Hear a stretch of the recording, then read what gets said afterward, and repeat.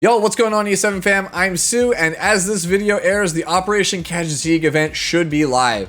This will allow players to acquire a ton of different selectors, such as a 5-star limited hero selector, a 5-star limited artifact selector, and a 5-star RGB hero selector.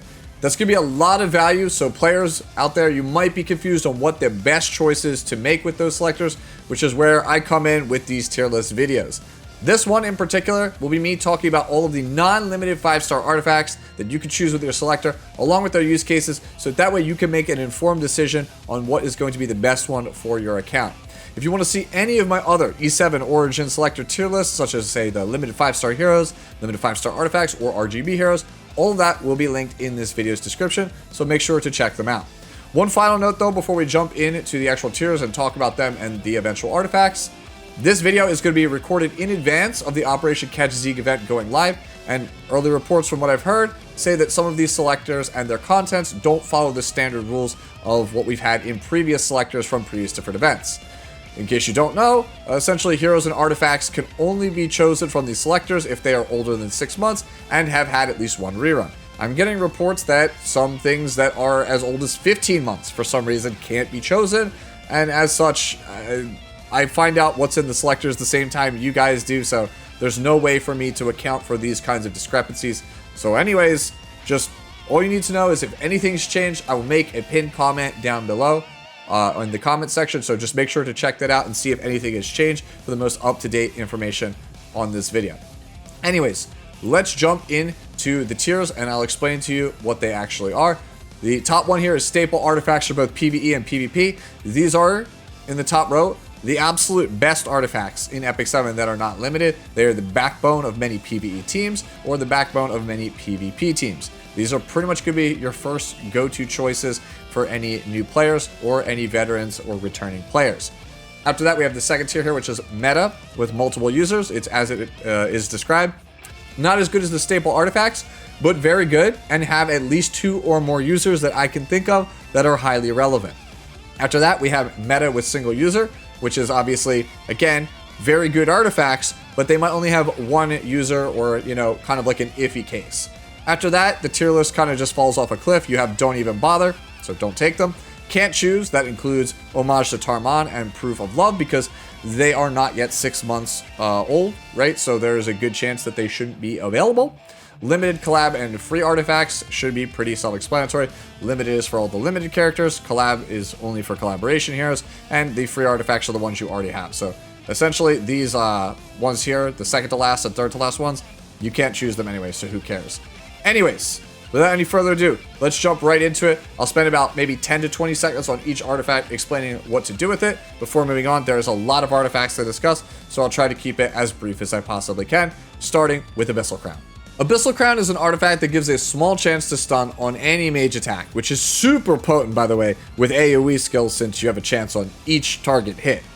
Back in the day, this was the best PvP artifact in the entire game, but now it's just really good. What lands it here in the staple section is its usage in PvE. While it's not mandatory for PvE, it does massively decrease the difficulty of many of the game's most difficult pieces of PvE content. After Abyssal, we go to Bastion of Perlutia.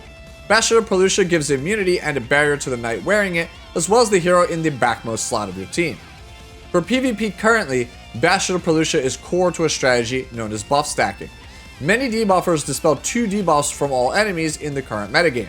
Heroes that start in stealth or with another buff like say critical hit resistance that's given to them by Navy Captain Landy can also be given immunity and a barrier by this artifact to protect them at the start of a PvP fight. This makes them usually, but not always, safe from control teams until they get a chance to act. Very important for any aspiring PvP player who wants to play a tank down playstyle. After that, we come to Bloodstone. Bloodstone is one of the top choices as far as I'm concerned in this tier. What it does is it makes ranger attack skill HP to the ally with the lowest health. This effectively turns your ranger into a healer on your team without giving up any damage. Many challenging pieces of content such as Abyss punish you for playing Soul Weavers, making Bloodstone the only reliable way to sustain in those situations. Bloodstone cannot be gotten outside of a selector or randomly from your daily summon, so if you don't have it, this is going to be your best chance to take it until another selector event. After Bloodstone, we come to Celestine, who is very similar to Bloodstone, but it's for Soul Weavers instead of Rangers. Soul Weavers generally have healing in their kit, but there are some Soul Weavers such as Inus 2.0 or Blood Moon Haste who do not. There are challenging PvE fights where your healing will have to come from basic attack skills, making Celestine one of the only ways to sustain through it. Just like with Bloodstone, Celestine currently has no banner that it's tied to anymore, so if you want it, this is going to be your best chance to take it. After Celestine, we come to Elbris Ritual Sword. Elbris allows the knight wearing it to counterattack whenever another ally is attacked. This artifact used to be the backbone of playing DPS knights in Epic 7. As time has gone on, heroes like Mort have made this artifact harder to use, and other artifacts like 3F have come out that are comparable in terms of power level. That said, it still has its place amongst the meta and is still one of the best artifacts in the game, just not a top 3 artifact like it was 9 months ago. If you're a new player who wants to play bruisers like Abyssal Euphine or Navy Captain Landy, this is still a staple artifact to pick up. Next we have Rod of Amaryllis, which is very similar to Celestine and Bloodstone. Rod of Amaryllis turns non-attack skills on Soul Weavers into bonus healing. This is excellent for heroes like Diane, who don't have any healing in their kit, or Angelic Montmorency, that has very little healing in their kit. Both of these characters early on don't really provide enough sustain, so this will help them out in things like Haunts or Abyss.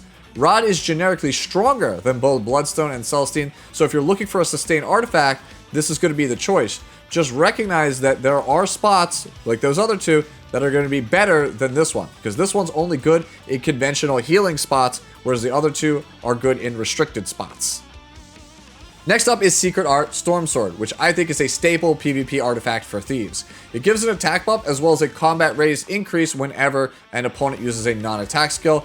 This allows Thieves to disrupt a lot of aggressive strategies. Frankly, it allows them to disrupt a lot of BS that is currently in the PvP meta. It's perfect for both versions of Selene and many other fast Thieves as well. Your account will usually want at least one Storm Sword Thief on it at all times for PvP, possibly even 2. After Storm Sword, we come to Sigurd Scythe, which is another staple artifact, but this time for warriors. It increases the attack of the equipped warrior and also gives them built-in lifesteal whenever that hero goes low on life. That lifesteal is the backbone of many bruisers and lets them stay alive long enough in order to do their jobs. Excellent on so many heroes like Robbie, Martial Artist Ken, Bystander Huayang, and more. After Sigurd Scythe and the final one in this tier, we come to Windrider, which is the best DPS artifact, I feel like, for most Thieves in the game. It just gives a flat attack increase and a huge damage amp on a character if you manage to secure a kill with them. Do note, though, that Windrider is the artifact associated with the 6th World Heir Renak, who should be making her Epic 7 playable debut sometime soon, within like the next 2 to 3 weeks. This means Windrider will most likely appear on a banner by the end of Operation Catch Zieg. Moving on from the stable artifacts, let's talk about the meta artifacts that have at least one or more users, starting with Alexa's Basket. This artifact gives attack buff or greater attack buff to the equipped thief at the start of the turn. It's the best option for heroes like Arbiter Vildred or Bloodblade Corinne, 2 damage dealers new players may find themselves with very early on in their Epic 7 career. After that, we move on to Doctor's Bag, which provides a heal and a small debuff cleanse when the equipped Soul Weaver uses a non-attack skill. Strong on heroes like Elena, Moon Bunny Dominia, or Infinite Horizon Acades, which are lower rarity heroes that players may find themselves with early on. Next, we come to Duradanal, which increases the combat radius of the equipped warrior every time they are attacked. It's never the best option in my opinion, but it's always a pretty solid option that I find myself using on at least 1 or 2 characters on my account. Many heroes can take advantage of this artifact, and as far as I know, it doesn't really have an accompanying banner, so either you need to pick it here on your Selector, or hope you get it on a daily summon. Of the ones that you are kind of having to choose between the Selector or hope you get lucky, this is probably the worst one overall on the entire tier list. Next we come to Elegiac Candle, and yes, it is pronounced Elegiac, no matter what others tell you on their videos or on their streams. Elegiac Candle gives you a chance to defense break on any ranger attack, which will massively increase your team's overall damage. While it's not as good as Song of Stars, which the game will give you for free during the Epic 7 Origin event, it is an excellent artifact in a lot of PvE content to defense break the boss, and it is also usable in a lot of aggressive PvP strategies. Next we come to Etica Scepter. At the start of each turn, there is a chance for the mage equipped with the Scepter to have their cooldowns lowered by 1 turn. This makes it excellent in a lot of PvE content on various different heroes like Araminta, Researcher Carrot, and more. In PvP though, it really shines on New Moon Luna, who is arguably the best hero currently in the game. After Scepter, we come to Golden Rose. Golden Rose is basically Sigurd Scythe from the staple artifact section, but only for health or defense scaling damage dealers. Currently, we are in an attack scaling damage dealer meta, making Sigurds much more valuable. Golden Rose is still an excellent pickup, but outside of Designer Lilibet, most of its best users aren't really that strong right now, even if this is still their best in slot option. After that, we come to Holy Sacrifice. Holy Sacrifice revives the equipped knight at 25% health with a barrier the first time they die each fight. Amazing in tandem with heroes like Crow or Mort, both of which are characters I highly recommend to new players in my 5-star hero selector video. There is a catch though. It's only a 75% chance on your first copy to revive, making it only really worth it if you can get multiple copies of it and level it up to 100%. You eventually will want a 100% copy on your account, but it will take you some time to get there.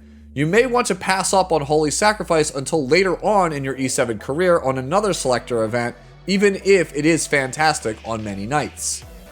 Next, we come to Renewed Will, and it has a very similar story to the last artifact we talked about, Holy Sacrifice. This thing is amazing for so many aggressive strategies in PvP. The problem with Renewed Will is that it only really starts to shine at higher imprint levels. This means you'll need multiple copies for it to start paying dividends.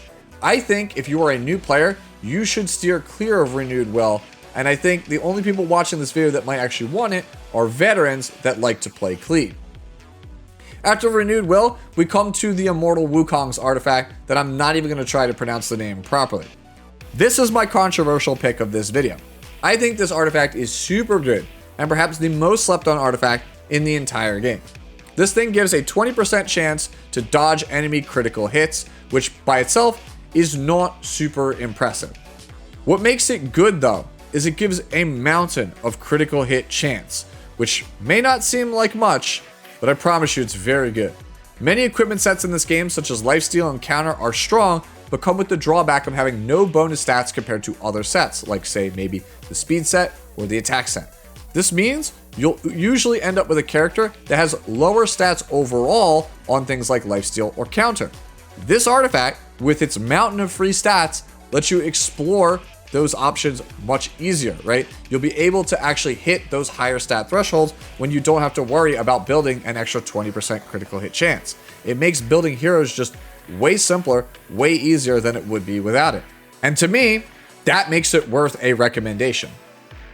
After Wukong's artifact, we come to Shepherd of the Hollow. This is an artifact that gives 20% dodge chance as well as bonus damage to the equipped thief. It's a fine artifact that is used on many glass cannon characters, usually the ones that have some inherent passive that keeps them alive longer, something like say Immortality or Dodge Chance. And finally, to wrap up this section, we come to Uberius' Tooth. This thing gives bonus damage after attacking to a warrior based on their current attack. Usually, this artifact is not worth it, but there are two characters in particular that are meta that really want this artifact. Those are the Moonlight 5-star hero Lone Wolf Peyra, as well as the 3-star specialty change hero after clearing all of adventure mode, Inheritor Amiki. If you want to play either of these heroes, you're gonna want an Uberius' Tooth. And keep in mind, Uberius' Tooth has no banner associated with it, meaning you either take it here from the selector or pray you get it on a daily summon sometime in the future. Again, these are two highly played PvP characters. This is pretty much your chance to pick up the artifact for them. And finally, we come to meta single user. A word of caution before choosing any of the stuff here in this third tier. A lot of things, and I mean a lot of things, like almost everything in this tier is for one specific singular use. If you don't need it for that single use, don't take it. Choose something in one of the other tiers. Now that we're all on the same page and we recognize that everything here is like very good, but only has one single use, let's get into this final tier, starting with an offer you can't refuse. This thing gives defense penetration and damage to Elegos. Otherwise, don't take it. After that, we have Ancient Dragon's Legacy, which is usually used on Red Lilius to reset the team's cooldowns versus non-attack skill users in PvP. After that, Bird's Eye View. This thing generates souls for an aggressive PvP team that's using a Soul Weaver. Like Holy Sacrifice and Renewed Will that we talked about earlier in the video, this thing needs many copies, so it's only recommended for veterans. Usually only one copy of Bird's Eye View can be kind of managed on an account at any given time, which is why it's here, as opposed to multiple users. After that, Crown of Glory, which is an anti-AoE damage artifact for knights, best used on the Moonlight 5-star Last Rider Krau, but could also be good on the upcoming Moonlight 5-star Bossa Runka. Double-Edged Decrescent gives dodge and counter chance to a thief. Only really used on the Moonlight 5-star hero Remnant Violet, and very rarely you'll see it on Kayron. After Double-Edged Decrescent, we have Merciless Glutton, which gives increased single target DPS to a warrior. The only hero I've really seen use Merciless Glutton lately to any sort of success is the Moonlight 5-star hero Successor Teiyu. After that, Noble Oath, which is largely here because I'm hedging my bets that this is going to be one of the best, if not the best option for the upcoming Moonlight 5-star Bossa Runka. After that, we come to Pure White Trust, which is a warrior artifact that gives souls to a team in a PvP setting. Can be used on a lot of different Moonlight 5-star heroes, such as Lone Wolf Pera or Successor Teiyu, but it's never really the meta pick for any of them. It's much more niche, which is why it lands here, as opposed to the multiple users category. After that, we have Rise of a Monarch, which is only ever really played on the Moonlight 5-star hero, Empyrean Illidan. Sacred Tree Branch is up next, and is only ever really played on the Moonlight 5-star hero, Dragon King Sharoon. After that, we come to Shamadra Strath, which is usually only played on Destina or the Moonlight 5-star hero, Maid Chloe, but usually you never play both of them on this artifact at the same time. Usually only one gets the stat. After that, we have Spatio-Temporal Fan, which is only played on the Moonlight 5-star hero, Sea Phantom Politis.